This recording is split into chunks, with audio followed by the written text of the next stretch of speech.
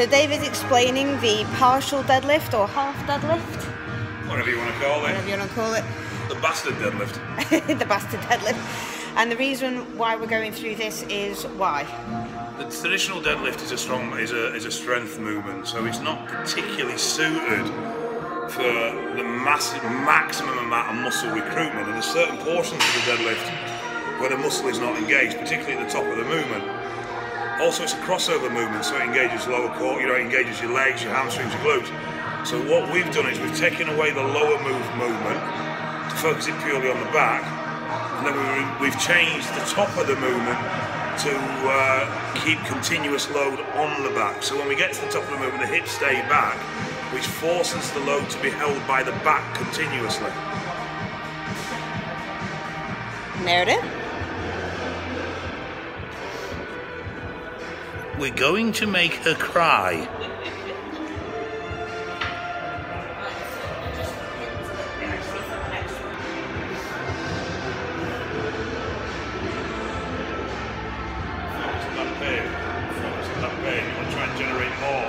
Overarch that back so you're over the top. Drive through, go on.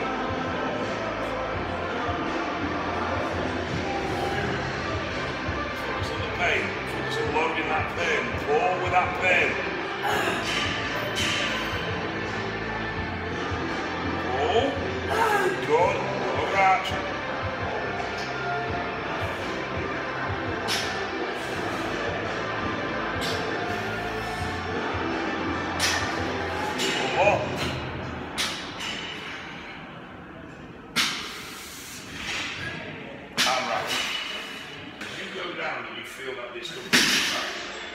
Focus on it. Really focus on it. Really try and load it. And then when it comes to the pull, you're pulling from there. Don't think about pulling from your hip, driving your hip. Hold on the pain. Range over the pain. Think about the pain. Think about the pain. And really as you come up, really try to focus on that load being on that pain. That pain's your muscle. I don't even know how much we're putting on. He's just telling me what I'm doing. So now moving on to the lower part of the posterior chain, or getting lower, should I say, and that's hamstring dominant. So we're looking at stiff-legged deadlifts and how you engage the hamstring better on a stiff leg. So what's the aim of this one? Well, basically, by locking your knees, you disengage the glute. Now, most people that do, we talked about this in the podcast actually, one of my big bugbears is stiff leg deadlift, because a stiff leg deadlift is a knee locked deadlift, a straight leg. Most do it with the knees bent. Now, as soon as you bend the knees, you recruit the glutes. So, really, you're splitting the load between two muscle groups. Isolate the hamstring with the deadlift by keeping the knees locked, and then the total loads on the deadlift. This has a massive carryover to actual full range deadlifting. It's one of the areas where a lot of people are weak in the deadlift. They're strong in the glute, they're strong in the lower back and the hip, but they're weak in the hamstring. These will really bring your deadlift up if you train for strength. And obviously it's a great exercise, it's a great mass builder for hamstring size. And she didn't bring me any fucking cake. Yeah, you told me not to. You never listen to what I said. Knees back, arse back.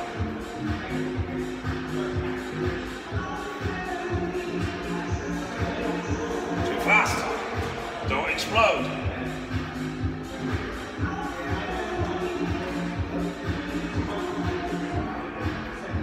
Better. Don't listen to the top. Take the tension off. Better. Down. Slow start. Now start to accelerate. Down. Slow start. Now start to accelerate.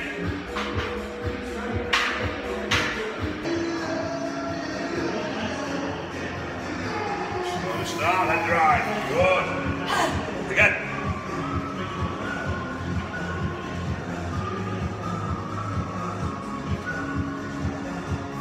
Down. Don't miss those hips. Come on. Keep those hips back.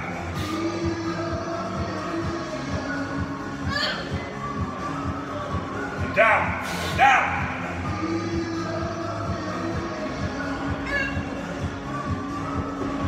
Down.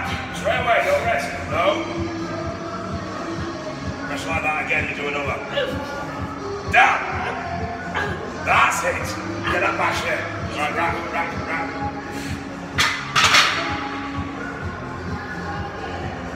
Resting at the top. You alright? Yeah. I just felt my back go. Not go, but... Yeah, I know what you mean. You lost shape. So on there I lost shape, which is the reason why I couldn't complete that full rep. Because I'm a puff. So we're now switching up to incorporate the glute a little bit more. So we're going to almost perform a Romanian deadlift with a bend in the knee. It might not be that easy to see, but this is actually what we're doing. And Dave will obviously correct me on my shit posture if I have it. Not too much. That's enough from that bend over. Same as before. For the glute kick in. Now you can drive through with the hip. Drive through with the hip on these. Get the glute through. Squeeze it out, step down. We're not trying to keep tension on the hamstring now, we're trying to bring the glute in as well. Keep that chest up, don't drop your chest when you fire through. Good, again.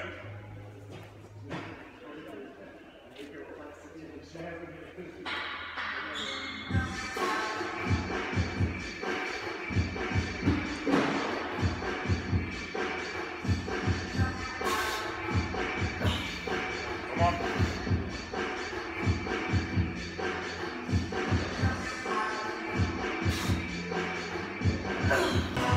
Okay, so basically what we're going to do now, I'm narrating now, is just going to lower down. We've got a slightly bigger bend in the knee. And what we're focusing on actually doing is at the bottom of the movement is we're just going to try and contract the glute. So we're not actually bothered about going full range. We're just going to fire that glute at the bottom. And then we're straight back down again. Chest up, stop collapsing that chest. Don't come all the way up, boom. So it's more about activating the glute. Contract the glute. Contract the glute. We're not too bothered about hip drive through, it's just all glute. Head up, chest up, keep that back flat. Everything you do, head up, chest up, back flat. Gotta keep posture. Come on, 3 more. Down. Down. And rack. They do it wrong. That's what goes wrong with a hamstring curl. Easy explanation. So we're going to move on to another isolation movement on the hamstring, and it's going to be a lying hamstring curl, but Dave is going to adjust certain hinge and pivot joints. Well, basically, if you're doing a laying leg curl and you find that the pad rolls up and down your calf, it means that your knees are in the wrong place, because you've got a hinge on the machine that does this. You've got a hinge on your knee that does this. If the two aren't in sync, they'll flip-flop, and that's why the pad rolls up and down. So if that's happening, first thing you need to do is move where your knee is. Try it further down, try it further up, until that pad stops rolling up and down your leg. Unfortunately, some machines are just shit, and it's going to do it anyway, but you need to minimise that movement. The next thing is, this is my knee. I know it's in the arm, but I can't be arsed getting down there. Okay? This is my lower leg, this is my foot. Now with your arm, the deflection on your wrist is quite great. So when you hold a hand in your arm, if you want to minimise the deflection of the load and maximise it onto the bicep tri, you need to keep your wrist in line, or keep the weight as close to that wrist joint as possible. That minimises that deflection. But in your ankle, the heel deflection is actually quite minimal. When your heel's maximally elevated, it's only going to move about 1 inch. So you don't have to worry about keeping the load at the ankle joint, because as I said, the deflection into the calf is going to be minimal. So then you put the load as low down as you can onto the heel. That maximises the length of the lever and therefore maximises the load at the pivot. Okay, so first thing to know is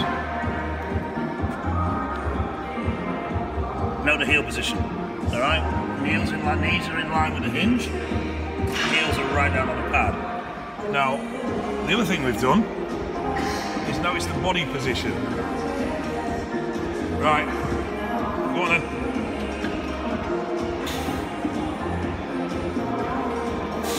The further you lift your body,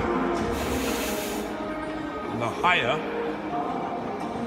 up the insertion you're going to find a contraction.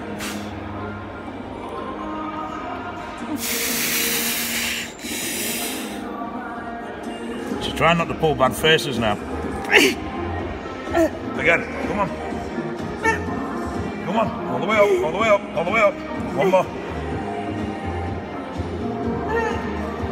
All the way, all the way. Pull it in, pull it in, pull it in, and done. So Dave just brought up a very valid point. As I was bringing up the hamstring curl to my bum, I was getting a little bounce at the top. And he stated that I shouldn't have that bounce because that means that there's momentum in play. So one of his coaching cues to me was have a stretch at the bottom and then pull the muscle up rather than yanking it. Isn't that right? Yep. I can explain things so well. I want it slightly behind you if you can do it. So we're doing a kettlebell swing. Dave's turned into a CrossFit master. I'm just a master of discomfort. It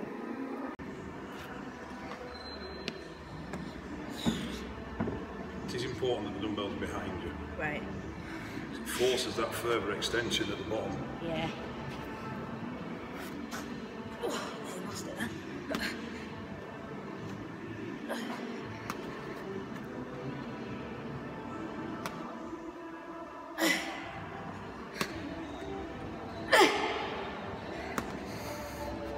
And rest.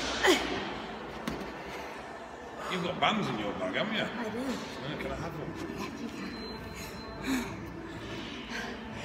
Why do I feel that Dave has all of a sudden come up with a nasty, evil plan? Not at all. I was going to do it anyway. Oh, shit.